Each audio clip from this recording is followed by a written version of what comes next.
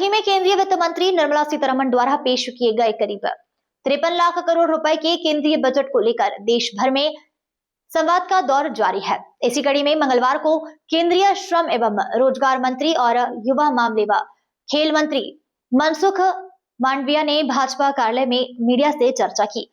केंद्रीय मंत्री मनसुख ने बजट को सबका साथ सबका विकास की भावना से बताया। उन्होंने कहा कि 2014 से पहले घोषणाएं ज्यादा और काम कम हुए, जबकि मोदी सरकार ने बजट की परिभाषा ही बदल दी। यह बजट विकसित भारत के लक्ष्य को ध्यान में रखकर बनाया गया है, जिसमें युवाओं के सुझाव भी शामिल है। मांडविया ने बताया कि 2013 में जहां बजट 16 लाख करोड़ रुपए का था, वहीं अब यह बढ़कर 53 लाख करोड़ रुपए तक पहुंच गया है। उन्होंने कहा कि करीब 12 लाख करोड़ रुपए इंफ्रास्ट्रक्चर में निवेश किए जा रहे हैं, जिससे अर्थव्यवस्था को गति मिल रही है और लोगों की जीवन शैली बेहतर हो रही है। बेरोजगारी और सोशल सिक्योरिटी पर बोलते हुए मंत्री ने कहा कि एक दशक पहले जहां बेरोजगारी दर करीब 6% थी, वह अब घटकर 3.2% ही रह गई है। वहीं अब साथ ही सोशल सिक्योरिटी कवरेज 19% से बढ़कर 65% हो गया है। उन्होंने ESIC, मुफ्त राशन, आवास और गैस कनेक्शन जैसी योजनाओं का भी उल्लेख किया। केंद्रीय मंत्री ने यूपीए सरकार पर निशाना साधते हुए कहा कि पहले केवल सपने दिखाए गए, लेकिन मौजूदा सरकार ने उन्हें धरातल पर उतारा है। उन्होंने बताया कि रक्षा क्षेत्र में करीब 8 लाख करोड़ और खेल क्षेत्र में मैन्युफैक्चरिंग को बढ़ावा देने के लिए 500 करोड़ रुपए का प्रावधान किया गया है। कुल मिलाकर केंद्रीय मंत्री ने बजट की जमकर सराहना की और पत्रकारों के सवालों के जवाब दिए। हालांकि विपक्षी नेताओं के बयान पर उन्होंने कोई टिप्पणी नहीं की। Youth affairs and sports minister हूँ।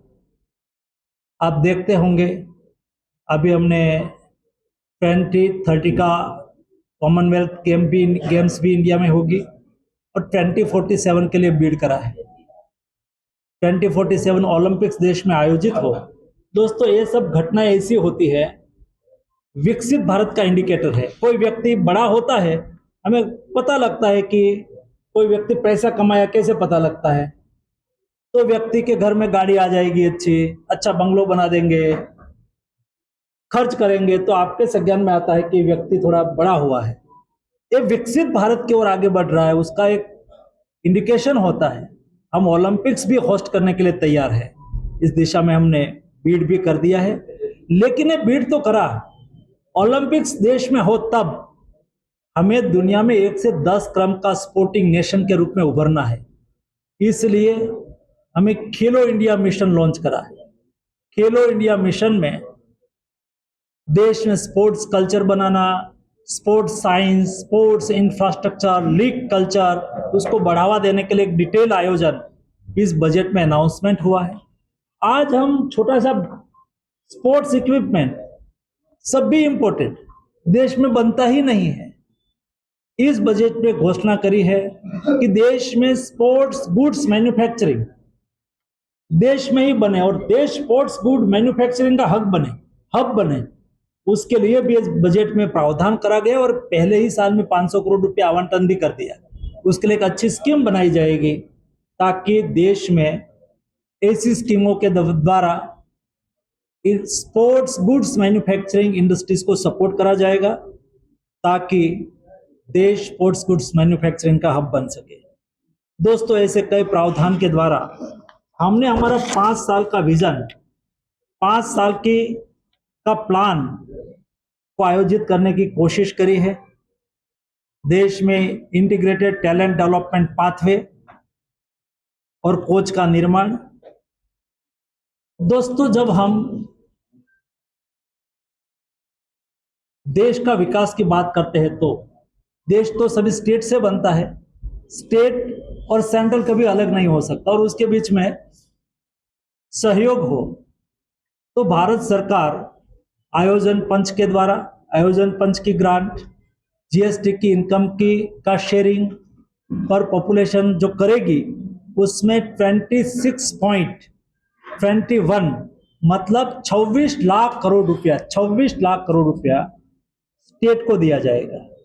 उसमें विशेष 2 लाख करोड़ रुपया इंफ्रास्ट्रक्चर के लिए दिया जाएगा ताकि देश में एक होलिस्टिक अप्रोच के साथ हम देश के डेवलपमेंट को आगे बढ़ा पाएंगे। दोस्तों, वैसे ही एजुकेशन, इनोवेशन और स्किल डेवलपमेंट को भी इस बजट में प्राथमिकता दी गई है ताकि स्किल मैन पावर देश में निर्माण हो। दोस्तों, देश में हमारा देश युवा देश है। आज यूरोप, अमेरिका सहित देश एजिंग का सामना कर रहा है। वहाँ एडल्ट पॉपुलेशन बढ़ रहा है। हमारे यहाँ 65% पॉपुलेशन बिलो 35 है। ये डेमोग्राफिक डिविडेंड हमारे फेवर में है। उसको अच्छा स्किल दी जाए, अच्छा एजुकेशन दिया जाए, देश की रिक्वायरमेंट, मैन पावर की रिक्वायरमेंट तो पूरी करेगा, लेकिन दुनिया में भी स्किल मैन पावर हम उपलब्ध करा पाए, सेमी स्किल, स्किल और हायर स्किल मैन पावर दुनिया की सेवा करे। आज मैं हेल्थ मिनिस्टर था तो मुझे पता है आज दुनिया में भारत के डॉक्टर का जलवा है और भारत के डॉक्टर दुनिया के लिए पहली पसंदगी है। आज आप गल्फ में जाओ, केरला में जाओ, केरला में बहुत कम इंडस्ट्रीज है, लेकिन देश में सबसे ज्यादा कंजप्शन पावर केरला के पास है, क्योंकि वहाँ के लोग गल्फ कंट्री में दिरहाम में कमाई करते हैं, स्टेट में बेचते हैं, तो वहाँ की इकोनॉमी भी स्ट्रॉन्ग तरीके से चल रही है। दोस्तों, वुमेन लेड डेवलपमेंट को भी इस बजट में प्राथमिकता दी गई है और तय करा गया है कि हर डिस्ट्रिक्ट में कई बार ऐसा होता है कि इंजीनियरिंग सेक्टर में काम करते हो, साइंस, टेक्नोलॉजी, मैथमेटिक्स, उसमें काम करने वाले महिला को कई बार सिटी में रहने की आवश्यकता होती है, पढ़ते हैं तो सिटी में रहने की आवश्यकता होती है। ऐसी स्थिति में हर डिस्ट्रिक्ट में एक महिला हॉस्टल भी इस बजट में अनाउंसमेंट करा गया है। कुल मिला के ये बजट सर्वसमावेशी, सबका साथ सबका विकास वाला, डेवलपमेंट को आगे बढ़ाने वाला, 5 साल के प्लान को 2047 के विजन को अलाइन करने वाला ये बजट है। ये 21 दोस्तों इस शताब्दी का दूसरा पार्ट यानी कि 2026 का ये दूसरा बजट है। कर्तव्य भवन फाइनेंस मिनिस्ट्री गए, आपने देखा होगा पहले वो नॉर्थ ब्लॉक में बैठते थे। अभी मोदी जी ने कहा कि आप लोग 26वीं जनवरी की बजट परेड देखते होंगे, तो परेड पहले राजपथ पर हुआ करती थी।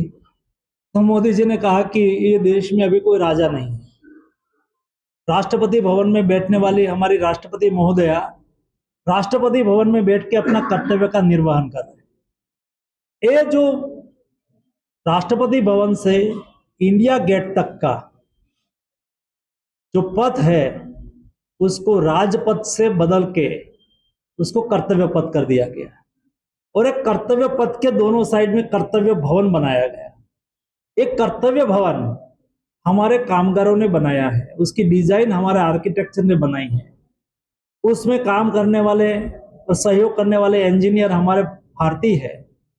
हमारी टैलेंट, हमारी स्किल, हमारे मैन पावर से निर्मित कर्तव्य भवन से बना हुआ ये पहला बजट है। ये बजट में कई पहलू मुझे लगा कि कई परिप्रेक्ष्य में आपके सामने रखूंगा तो एक विशेष स्पष्टता के साथ बदलता हुआ मोदी जी का बजट परिप्रेक्ष्य आप समझ पाए। मैंने कोशिश करी है। उसके अलावा कई चीज़ें है जो आपने मीडिया में भी पढ़ी ही होगी। बजट ऑनलाइन भी है, बजट की बुकलेट भी आपने पढ़ी होगी, डिटेल भी पढ़ा होगा, लेकिन एक अलग परिप्रेक्ष्य में मेरे मन में विचार था कि आपके सामने रखूं ताकि एक बजट के विषय में आपके मन में विशेष स्पष्टता आए। धन्यवाद दोस्तों।